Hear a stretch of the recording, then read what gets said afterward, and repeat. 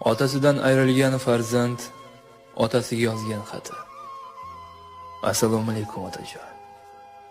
Sizni qattiq sog'indim ota. Yuzlaringizni, ko'zlaringizni, so'zlaringizni, hidlaringizni sog'indim ota. Otajon, bolam deyishingizni rosa sog'indim. Nega bizni tashlab ketdingiz ota? Bu hayot sinovlariga otajon bardoshim yetmadi. Ota, esingizdami? To'ying ko'raman. Farzandlaring bag'rimga bosaman deb va'dalar bergandingiz axir ota. Nega bizni tashlab ketdingiz? Yetimlik nomini berib ota ketdingiz. Mayli jannatlarda bo'ling siz ota. Farishta bo'lib duolar qilib turing siz ota. Hech bo'lmasa sog'inganimda tushlarimga kirib turing ota.